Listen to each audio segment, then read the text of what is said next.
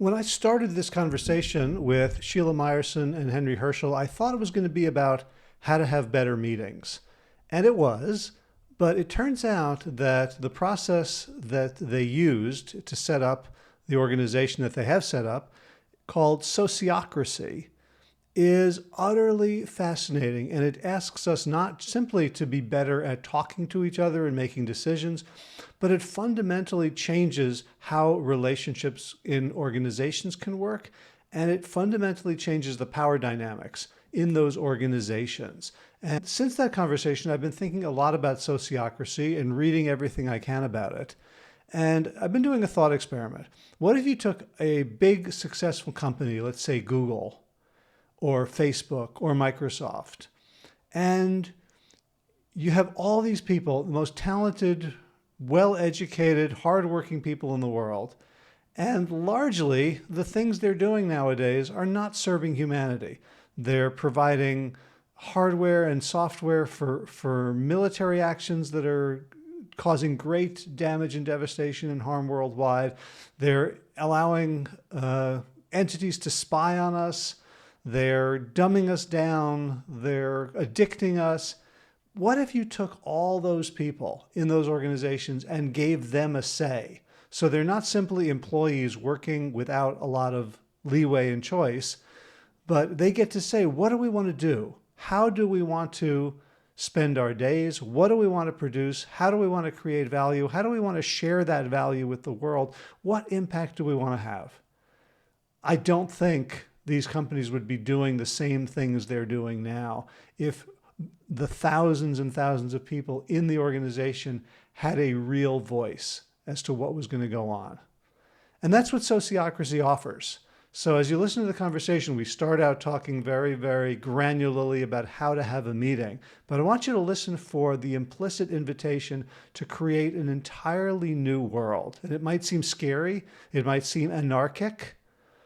But when I look at it, I think of freedom and progress and inclusion. So I'd love to hear your thoughts at the end of this conversation. So without further ado, Sheella Mierson and Henry Herschel, welcome to the Plant Yourself podcast. So Sheella, I'm going to start with you. You're the quarterback of our podcast team today, and we're here to talk about meetings, how to have effective meetings. And I just want to sort of preface this by saying, like, anyone who's trying to get something done in the world, to do anything good, at some point is probably going to need the help of other people and going to need to gather them together and create some sort of movement, progress, consensus, voting, something like that. And I think all of us who are here and all of us who are going to be watching and listening have experienced terrible, pointless, anguished, conflicted, boring, useless meetings. So we're here to put an end to that. So Sheella, first I'd love for you to introduce yourself, and then we'll turn it over to Henry, and then we'll figure out why the both of you are here and where we're going to go from there. Okay. I have a consulting business where I help people have more effective meetings. I sometimes refer to it as avoid meetings that suck. You spelled out what some of the ways that they typically suck.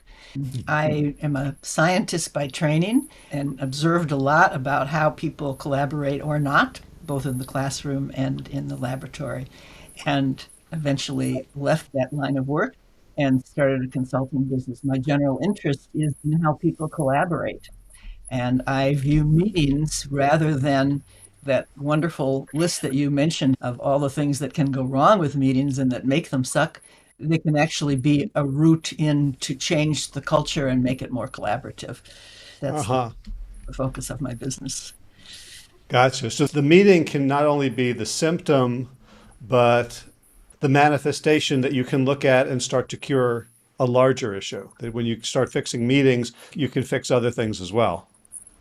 Exactly. There's a quote, and I'm drawing a blank now on the name of the person who said it, but he said, "Show me a meeting and I'll tell you what your culture is like." Got it. Very good. So, Sheella, can you introduce Henry and explain what he's doing here? Yes. So I've been working for the past year with a local organization called Berkeley Moshav, and Henry is one of the leaders of that organization, and I thought it would be great to have his perspective I'm on what we're Henry doing. Herschel, So, and Henry, I I'll turn am it over the to you. leader. I come from a very strong business background, working primarily with high growth packaged goods and food companies, going from entrepreneurial roots to going public and or being sold or having some major equity event. So helping them from the time that they were entrepreneurs to the time that they reach this kind of earmarked part of their lives where they actually go public or get sold. And I worked there in the technology area as a lead technology person, figuring out not only all the technology, but all the business processes that had to go into making these companies grow and support growth of the rate that they were going. And so, anyway, decided to get involved with the Berkeley Moshav, myself, my wife. And so that's how Sheella and I met. Great, great. And so the Berkeley Moshav is a co-housing community that's in the process of being built. People who've been listening to my podcast for many years may know that I spent 9 years in co-housing. I lived in a place in Durham, North Carolina, where there were 22 households, and it was on an 11-acre lot. But unlike every other neighborhood in our neighborhood, the houses were close together, smaller, and that left a lot of room for communal things, for a garden, for a meadow, for a workshop, for a common house with a dining area and a lounge and all that. And the idea was that we could pool resources so everyone didn't need a lawnmower, that we had the parking on the outside so there weren't cars going between all the houses, and there was consensus-based decision making and sort of a, you know, add water and stir type of community. So I'd love to hear briefly about the vision of Berkeley Moshav in terms of like there's sort of continuum of co-housing from just people who, share a plot of land and everybody does their own thing to everything is shared, almost kibbutz style, where there's no private property. So what's the vision that brought people together to create Berkeley Moshav and, I hope I can do it all, and to make it John. manifest in the The world? founder has been working on this for about 10 years, and it's taken that length of time to find land and all that. But basically, we're a community of, it's a Jewish co-housing, so it's primarily people involved in the Jewish community who have decided to come together and live as a community. There are 36 units, and this is a four-story condominium structure, and the way the building's built in Berkeley, California, with a very active group of people involved to help make this kind of happen. So, I, the biggest challenge up to this point has been really getting people interested and doing fundraising and collecting the monies to begin and to get the loans so that they could actually start constructing. And so they started constructing 2 months ago with going gangbusters. Nearly all the units sold. About a year and a half to go before we start moving in. The community will be like other co-housing communities, that there'll be a lot of open space. The Gotcha. units are a little smaller than most homes, but we have a lot of community space. So we can have shared meals, have activities, children's area, and outdoor space in order to make it really a community. I'm sure lots of different groups feel like this, but we Jews are famous for, you bring two Jews together, you have three opinions. So I'm imagining that at 36 households, there will not be agreement about everything all the time, especially when the participation bias is for very active people who have lots of passion and opinions. So, Sheella, can you talk a little bit about, as you look at this project, what do you think about in terms of, so, we've got 36 units, the funding is going to be there, the beams and the boilers are all going to be in place, but there's a bunch of people who are going to have to live together. What do you think about when you look at how that could happen sustainably, joyfully, generatively, and not devolve into a mess? Love the way that you framed that question, Howie. Those are the flip sides of each other, or the alternatives, rather. I think of several things. One is building a strong foundation about how they're going to do governance, how they're going to make their decisions. It's not just haphazard. That's really the foundation of the community, in the same way that the physical structure is the foundation of where they're going to live. And it really requires as much attention.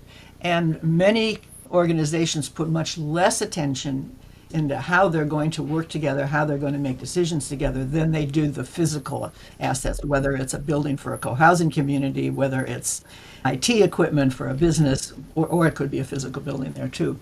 So that's one aspect. And one of the things that I've really appreciated about working with Berkeley Moshav is that they are taking that very seriously and building that from the ground up.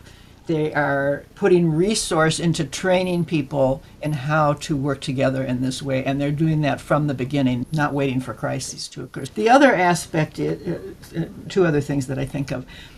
One is that very few decisions are made by the whole group together. There are some things that are legally required that they need to all agree to, but there's very few. They're made in small groups so that the people actually doing work in a specific area are the people making those decisions, but with ways to get feedback and input from other people who will be affected by it.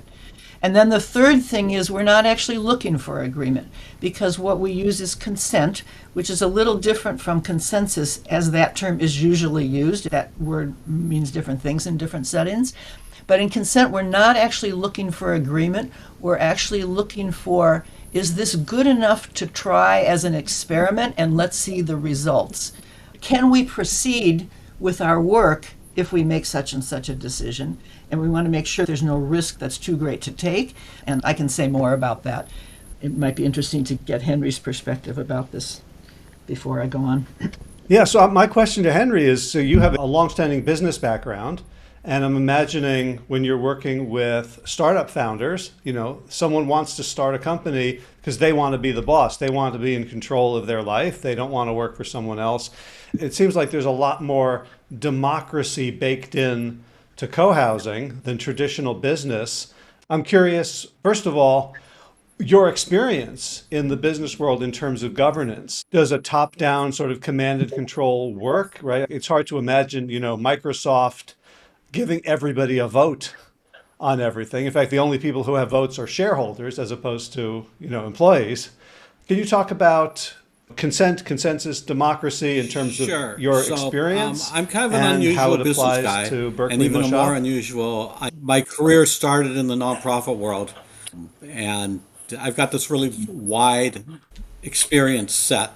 So instead of going deep like a lot of people do in their professional careers and really learning everything about marketing or everything about some topic, I tend to be kind of wide. Which gave me the opportunity to work with a lot of organizations in a lot of different capacities. I use my social work background, communications, and how do you communicate with people, and a technical background and accounting background as a way of looking at the technical parts of business. So in the case of the Moshav, we walk in the door with very little experience in sociocracy and this concept of consent as opposed to a formal election. It is a bit of a culture shock because the community doesn't understand how to share and come up with consensus as opposed to just the straight majority rules. And we've spent a lot of time, as Sheella indicated, investing in training of folks to learn how to live and operate within a consent-based organization where not everybody has to agree, but ultimately we have to be able to say is good enough for now and allow us to move forward so we can get to the next step and come back. We can always come back and revisit. The other thing is we are also in an environment where our circles, which are our primary decision-making units, have a set of rules by which they operate and criteria by which they make decisions that are agreed upon by the community. They can go and make decisions within this sandbox of space and then bring it forward and share it with the rest of the community. So we've got this independence going on within the community at the same time. Got it. So, Sheella, let's introduce sociocracy because we've said the word a couple times, but I think it'd be useful for you to define it and where it comes from and what's your background in it. Sociocracy is a design system for governance and decision making in a way that distributes power and decision making throughout an organization. And the result is that people have a say in the policies that affect their work. So we all get frustrated in any kind of organization, whether it's the workplace or something else, by how small groups of people make decisions without all the information because other people doing the work aren't part of the decision process. And so this is a way to distribute the decision making. Started by a Dutch electrical engineer named Gerard Endenberg, who died just a few weeks ago, in fact, at the age of 92. He developed the method to run his electrical contracting company. When he became CEO, it was a family-run business. He looked at a typical organizational chart and said, I'm an electrical engineer. I know about power systems. I would never design a power system this way because there's no feedback and you can't steer it. So you can view all of sociocracy, which is a method for self-organization of groups, as an attempt to answer that question: how can we better steer our organization? So there's feedback loops built in all over the place. Can you explain that a little more for people like me who didn't quite follow? So, like, I'm not an electrical engineer. I had like a Radio Shack kit when I was a kid, but that's about as far as I can go with that. It's like, what did he mean by feedback and steering in terms of an electrical grid and human systems? Okay, so if the three of us are in a group and I'm the boss, and I tell the two of you what to do, and you go out and do it, and that's the end of the conversation, and you're both going to find some things that work, some things that don't work in the instructions that I give you. If, on the other hand, there's a systematic way for you to come back and say, we need to tweak this because this is such and such is not working, or if we continue down this path, we're going to crash. In a lot of organizations, there is not, some of that feedback may happen internally, but there's very seldom any systematic way to ensure that it happens. And we all know of disasters that have happened because people didn't feel they could speak up. All right, so that helps a lot. And I'm actually working on a client right now where this is really useful. So I want to hijack the conversation a little bit for my own purposes, and hopefully it'll make things useful for other people as well. So that question of feedback is not unique to sociocracy, right? So I was taught to kind of help teams that, Sheella, first of all, you say what you need, you make sure that we understand, we repeat it back to you, and then we're assigned a role around: am I responsible for it? Am I informed about it? Am I consulted on it? Do I have the authority? All those things like that, we're talking about it. But a lot of leaders, a lot of Sheellas would be like, I'm so frustrated because Howie keeps coming back to me to ask me questions because he's not taking responsibility. He's not being proactive. He is afraid to make decisions without checking in with me, and so I become the bottleneck. Or Howie goes out and tries to be a cowboy and totally ignores what I'm doing, and everyone else, all his peers and skip levels, are complaining to you, Sheella, because I'm such a bull in a china shop. So like these issues are known before sociocracy. So I'm curious how sociocracy deals with them differently than sort of standard good management process within a hierarchical organization. Right. So there are several aspects to it. One, we make a distinction between two types of meetings: policy meetings and operational meetings. The policy meetings are for purposes of developing what I call policies, which are guidelines within which individual people and groups will make their decisions on a day-to-day basis. For purposes of those policy meetings, however many there are in this team or this department, get together. For purposes of that meeting, we temporarily set aside whatever top-down hierarchy we have in the organization that does determine how we do our work on a day-to-day basis. But for purposes of setting policy, we set that aside, and all three of us have equivalent voices. So I'm not making it up and giving you instructions. You're developing the policy with me on an equivalent basis. And that changes everything, because then there's nothing to explain. If you have questions, then we have to address those questions. If you have major concerns, we have to address those before we can even set the policy. And you may be the ones coming up with the policy, and I may have questions of you, or you may have questions of each other. That's a completely different playing field. So that's one aspect of it. The other is that for policy decisions, the decision is made by consent, which means that there's no paramount objections to carrying it out, and anybody can raise an objection. The basis for an objection is that it would interfere with us achieving the aim that we've previously agreed on that our group is responsible for, that our organization is carrying out. You framed it originally, Howie, earlier in this interview, that Jews are famous for, if there's two Jews, there's going to be three opinions. This method is perfect for that, because we actually want to get people's objections, because that's feedback and leads to a better policy. So we systematically collect objections, and sometimes if there's no objections, it means that the policy is good enough and we can proceed. But sometimes it just means there's not enough safety in the room to voice the objections. Meeting formats are very carefully laid out, and people trained in it to increase that psychological safety so that people actually do raise objections. Great. Henry, do you have a case study for us of implementing policy So happens that I just meetings did and today. how they went?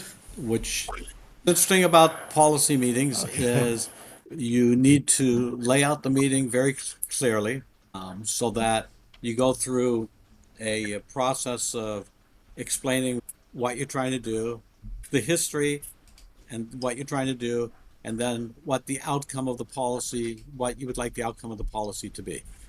And you go through a series of rounds, as we call it, with the group that we're working with, asking for clarifying questions. So you go around the room and ask everybody individually, do you have any questions about this policy?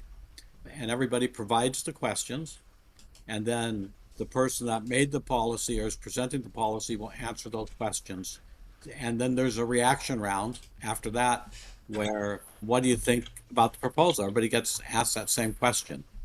And again, we'll go around the room and ask everybody, and sometimes you have to go around the room multiple times. Once that's complete, then you go to the consent round. And the consent round is basically, do you have any objections? And you never know what happens in this round, because even though everybody's asked all these questions ahead of time, sometimes you'll get to a point where somebody will say, I don't think this date is right and that we should extend it out, and give their reason. And the proposal needs to decide, does that interfere with anything else that's going on within this proposal? Question legit. You can go around and ask the group again to discuss it, and the decision can be made then of, okay, I'll tell you what, in order to get this through, let's move the date 30 days to give you the time that you think you need. And then you can add stipulations to that and say, look, this is what you need to do in order to allow me that as the policy. Is that acceptable? And if everybody says at the end, when they're asked a decision, they're basically asked, do you have any objections? And it's either a yay or nay. And if there's no objection, you can move on. And if there is an objection, you have to resolve it before you can move on. So everybody who's part of the decision, so in this case, Sheila's example of the three of us, all three of us have to agree that the policy that we put in place or putting in place is good enough for now, that we can move forward and let's see how it works, and we can revisit it later if need be. And yeah, and that happened a couple times yesterday, where we had to make minor changes. Okay. If a policy is well thought out, then you don't have, that's not an issue. And you can make minor changes and people understand what the issues are. If you go into haven't thought out the policy, then a lot of times those will just fall apart, wither on the vine, so to speak, and they'll have to come back and reformulate it and take another chance at it or another presentation. Howie, can I add something to what your question Please. about how feedback works, because what Henry just said is a perfect illustration of it. Every policy has a time length, measurements associated with it when the policy is formed. So we say, okay, this is what we're trying to do. How will we know that it's successful or not? And that we list those measurements at the time that we make up the policy and figure out who's going to be responsible for collecting those measurements. And then when that term is up, it could be 2 months, it could be 2 years, depending on how long it will take to know if the policy, it goes on the calendar right then, saying, suppose it's a 1-year policy. We put on the calendar now for a year from now, it's going to pop up on our calendar, and it's time to revisit, to review that policy. And at that time, we have a choice, because we have the data then, because we've collected it. And the choice is, the policy's working great, let's renew it. And it's sort of working, but we could improve it by doing this tweak. Or, you know what, this is taking us in the opposite direction we wanted to go. We need to scratch this and start all over.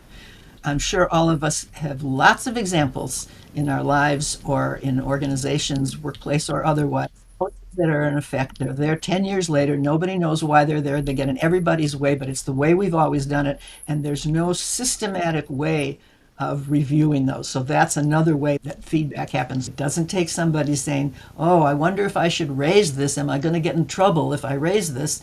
Which happens a lot, can happen certainly in the workplace, but other places too.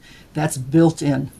Can you give some examples of policies that, for businesses or other types of nonprofits, just so we know what we're talking about? Yeah, you're asking me that? Yeah. Yeah. So the simple example that I give to illustrate what a policy is would be if we're figuring out a file naming system for computer files. So we all agree on what our file naming system is going to be, but then when any one of us is creating a file, we make up the name within the guidelines of that policy. If we all had to meet and come to consent about the naming for any different file, it would drive us all crazy. We'd never get any work done. On the other hand, if we didn't have a system, I wouldn't be able to find your files. I might not even be able to find my files. So that's the simplest example of a policy. I can give a major example, and this is of the company Edinburgh Electrotechnique. That was the electrical engineering company where Sociocracy was developed. They were able to avoid major layoffs because there was a situation in which they was going to lose a major part of its business. And somebody in a circle, not even directly to that work, came up with an idea because their communication links between the circles brought a proposal to his circle that would essentially avert the layoffs. And it had to go eventually up to the board because this was a board level decision. But when it got there, the board made changes to the original proposal. They had some additional financial information and so on. So they made changes to the proposal. And yeah, so that's just one example. Okay. If you have an example Yeah. from the Moshav, Henry, because you're still in the forming stages, so not it might very not good have been ones long at this enough for point. some of the policies to revisit it. Well, let me ask you a question about a sort of meta policy, which is that the three of us agree on a naming convention and Henry follows it and I don't. So what's the policy for someone going rogue? Or, maybe I can't remember it in the moment, or maybe I'm telling myself, like, I'm the sales guy, I don't have time for this, I'll fix it later. Or maybe I think I have a better idea and, you guys are clueless. So there also has to be policies about non-observance of policies or deviation. What do those look like under sociocracy? That would be up to the organization to determine those policies, because that in itself is a policy. But there are easier ways to do it. One of us could notice that that's part of the evaluation of a policy, which we've set a time limit, but we can do a review of it anytime before that if there's reason to. So Henry might get an item on the agenda, and any one of us can get things onto the agenda saying, I noticed that we're not all doing this. And in particular, Howie, there's several times recently when I couldn't find a file because you didn't follow our naming system. Is there something about the policy that doesn't work for you? Do we need a different policy? Are there other things that we need to put in place to make it easier for you? So it's not one person being bad and other people going bad. That may be an indication of a difficulty in that policy that we all I was just then going to say that I would wanna think the look at. important thing is because Gotcha. we're working in circles, which are committees, a group of people who can help answer some of these questions or approach the problem in order to help make recommendations. So the resources are built into the structure in addition because of the way the decisions are made as a group. And so if there's a problem, the problem can be resolved by the group, or individuals within the group can be essentially assigned to help go find out what the problem is and what are some recommendations for resolution. Gotcha. So, Henry, I have a question about factions. Because in my experience of co-housing, you tend to get factions, right? So that there's lots of sort of side conversation and, coffee clatch complaining about this group, and people have their very strong opinions. And it seems like the sociocracy method where you're being asked, everyone is encouraged to bring objections might ameliorate that a little bit. And I'm wondering if when you're following this process, there's more of a feeling of we're all looking, it's us against a I bad think policy that versus us against each other. I'm wondering what your it's experience has interesting been building around an that. organization, especially when about 2/3 of it are local and the rest are scattered around primarily North America. The biggest issue for us is just basic communications across disparity of space, where there's needs to be clear communications that this is the direction that's going on. It's also easy to hide more than it is to object in this environment at this point because we're all separated by distance, which is a problem also.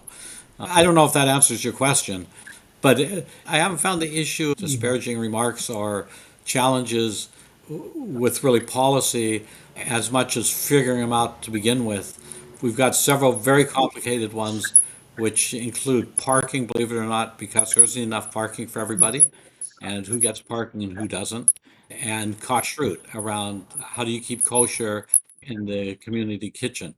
These are huge challenges which have all sorts of emotional to it, which the circles are managing and ask for feedback from the community to help understand what everybody's strengths are, or what they like, what their angsts are, in order to properly resolve and address the issues that are out there. We aren't going to be all 100% happy, but it's again, is it good enough? Can we live with this?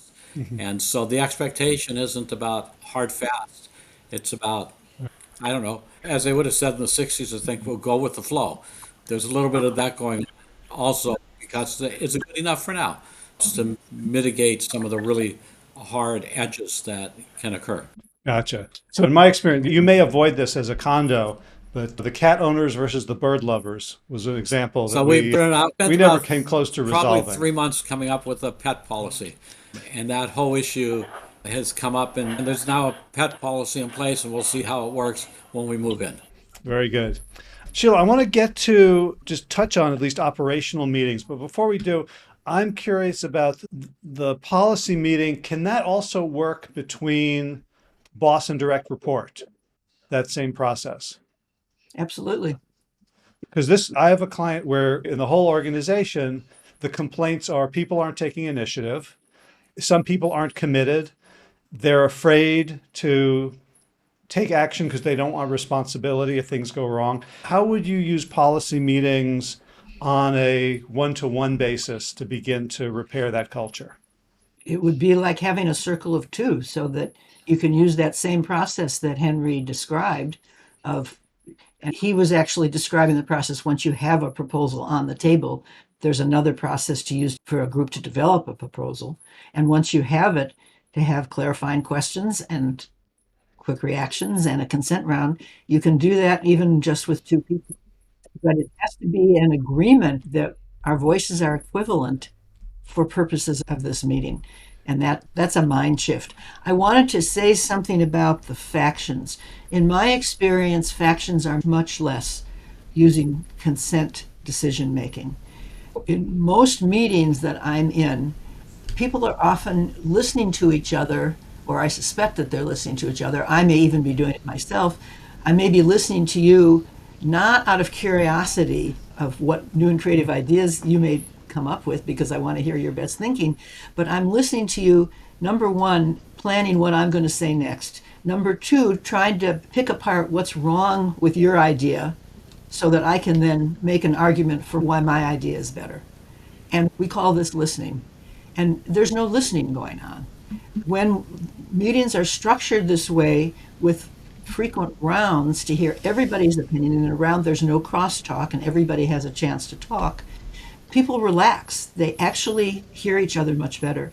When people can tell that they're heard, they're much less likely to engage in the kind of factions, the kind of attacks that go on. That's been my experience. I'm looking at the clock, and Henry, you did say you had to leave at the bottom of the hour. So I want to make sure we get this done. Sheella, would you be comfortable coming back on to talk about the rest of this another time? Awesome. Henry, do you I actually can need go to leave? another I haven't checked 10, with you 15 recently minutes about maybe, your schedule. if that's helpful. Oh, fantastic.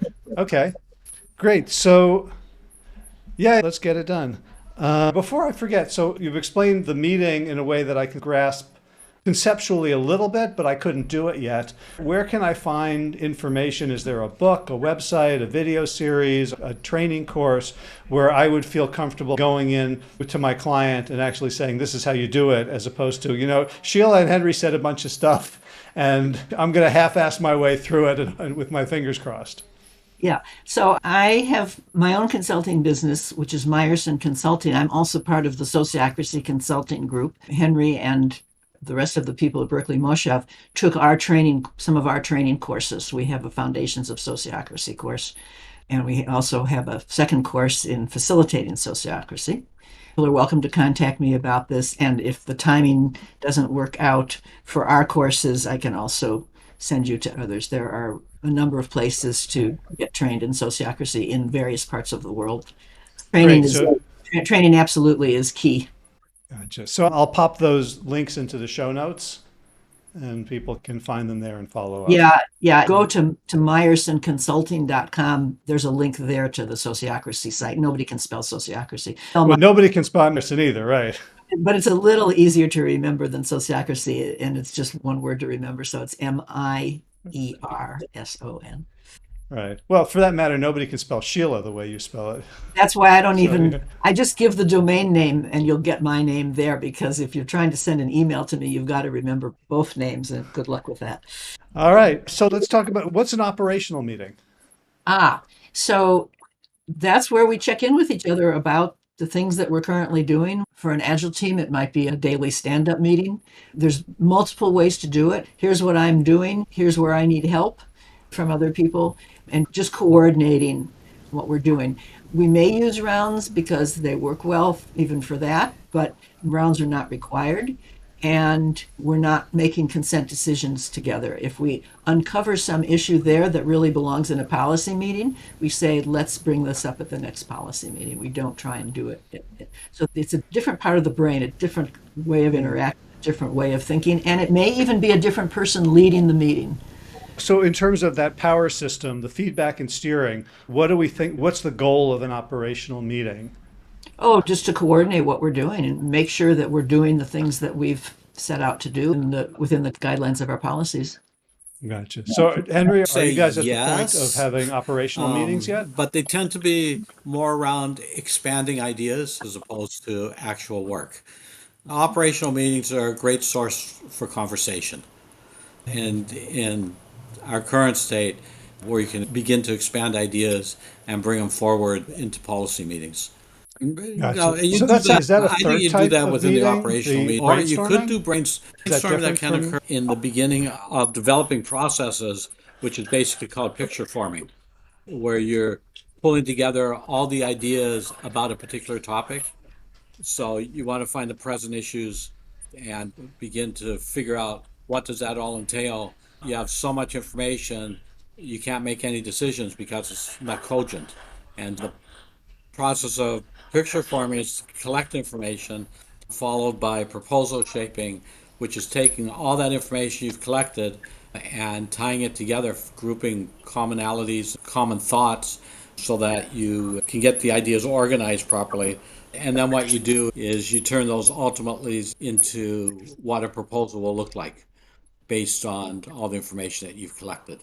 So it's calling down from really big picture and ideas and bringing it down to something that you can turn into an actual proposal and present that. Yeah, that would be more like often done in rounds, that everybody has a chance to say what they have to say and the opportunity to present ideas forward so that you can begin to develop a proposal. If I could just add to that a little bit, Please. Howie, we do lots of brainstorming in a particular structured way. Sometimes other types of brainstorming, if that's useful, if it's consistent with the principle of consent, there's nothing to stop us from using other methods of brainstorming. But the most common way that we use it is in a structured process of a round. Okay. And meaning that there's a question and that everyone speaks to that question before anybody responds. Correct. With no So how, interruption. With no interruptions. People have the option to pass if their ideas have already been said, but everybody has. how do you avoid groupthink in a It's structure like that? Well, the objections process avoids that, All right. and it's part of the training to actually welcome objections. Okay. But But objections are something that happen afterwards, right? So the first person speaks, they're very articulate. The second person sort of agrees. And we're not doing objections yet. We're just brainstorming, but all the ideas might conform. And now you're bringing objections to bear on a limited range yeah, of that ideas. that Does that that happen? that rarely happens in my experience. I'll be curious what you think about that, Henry. But in my experience, it rarely happens because of the way it's structured. I mean, everybody's trained in this, and the facilitator receives a special training in addition. So the question has to be asked in a way that it leaves the field wide open. There can't just be one answer to it and then other people can agree or disagree. For example, what are all the elements of this picture? What are all of the things that we need to consider to develop a pet policy? One person can't just say one thing and somebody else is going to agree with it. There might be 20 different things that we need to take into consideration. And so that's where the psychological safety comes in. And that's part of where the culture changes, that over time, people actually do speak up. So I guess my final question of Henry for you to respond to this, and then we'll end with Sheella, is that so you have this methodology process, set of processes, but you also have humans who have to, you know, do it, have to implement it, and they affect each other, right? So if you have, a bunch of good humans, but they're put into a very top-down, hierarchical, fear-based culture, they're going to mold themselves to that. And if you have a very positive, life enhancing, communicative culture, that will also affect people. How do you bring them how do they play with each other? So you need a certain type of person to make sociocracy work, and you need a certain kind of structure to allow people to be their best. What are you seeing, Henry, after, I guess a year of introducing sociocracy It's to a like really good helping question, of people which default I to hope their I get better angels justice. of their nature? So, as I began this journey, I thought it would be easier than it was. It was a little complicated, but once I got over the hump and saw a few examples and made a bunch of errors and learned what this was all about, I became not perfect but easier. What really happened is as we had more people involved, we began to create kind of a camaraderie because everybody thought this was important because it was the decision of the community that this is done the way that we would govern ourselves. And so it wasn't a choice exactly what it was. It was a choice of the community. And if you want to be part of the community, then this is something that you need to accept. So the challenge is getting enough momentum, which took a little bit of time, and a belief system that this was the right answer, even during those kind of dark moments where you weren't really sure. And you make it over the hump. The interesting thing is we probably have about a third of the organization now that's pretty competent, or at least has a really nice appreciation.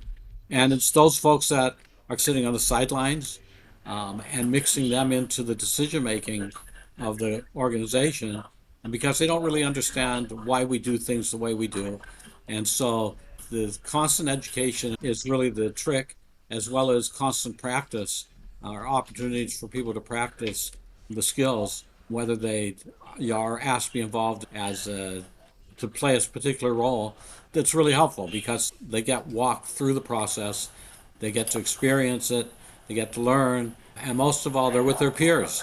And we all chose to live together, so we're all peers of each other, and so that really helps. So the transition just takes time, but it happens, and it's partly the shift in a belief system of how we will treat each other and how we'll make decisions. Great. Thank you. Sheella, I want to give you the last word. Can you take us home? What's a big picture idea you want to leave listeners with? I can think of a couple. You asked about the factions. This is huge. For groups that use majority vote is a perfect setup for factions because everybody either wins or loses.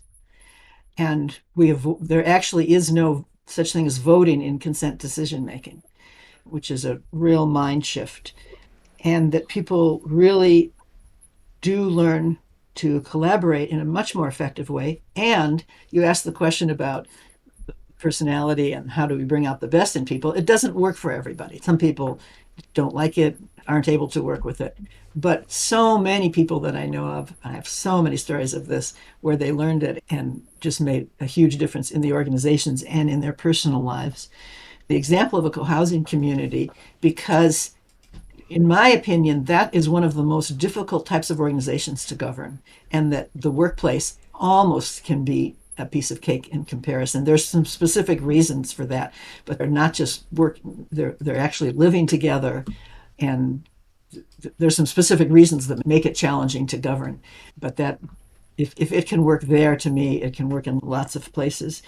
I'd like to end referring back to, you talked about big picture.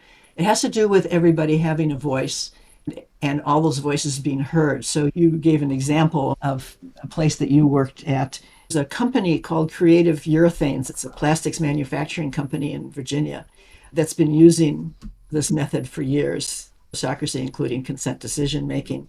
And Richard Heitfield, who was the CEO for many years, said, there's a wonderful quote from him saying that when I was an enlisted man in the military, I used to wonder why the officers never listened to our opinions.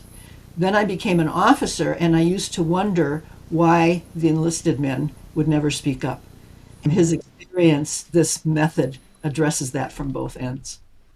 So it's to me, it's just key to get our best thinking in our organizations and in the world, because we need everybody's thinking.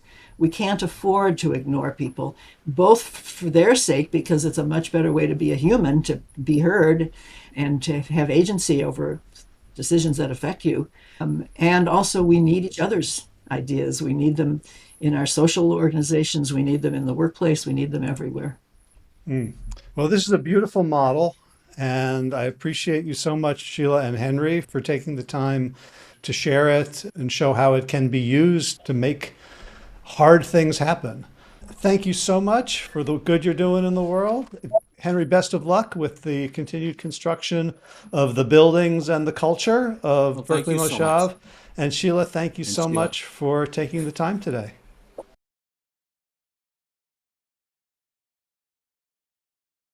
And that's a wrap. You can find the show notes with links at plantyourself.com/361. Sheella asked me to mention the two URLs, the two places where you can find her online. One of them is myersonconsulting.com. That's MIERSON consulting.com. And the other, she also works with sociocracyconsulting.com as part of the Sociocracy Consulting Group, TSCG. And you can find her private practice at the first one and her group practice at the second one. And I'll put both links in the show notes, which again is plantyourself.com/631. All right, movement news. I've been enjoying rucking.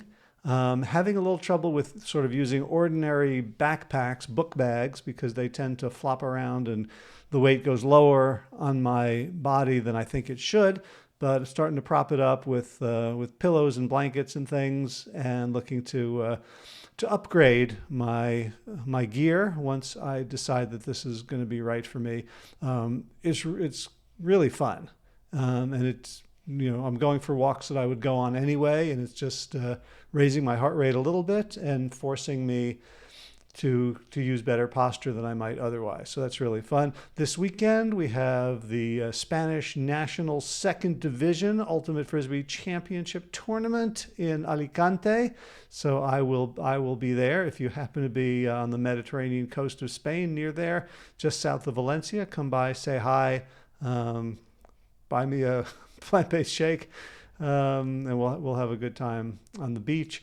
There's some other tournaments coming up as well, so I'm really hoping to get in shape. I've been doing a lot of, under the guidance of my trainer Jay, I've been doing a lot of split squats, holding just like 2 4-pound weights, one in each hand, and it is destroying me. So it's really interesting how different muscle groups get challenged by pretty similar activities. So that's it for this week. As always, be well, my friends.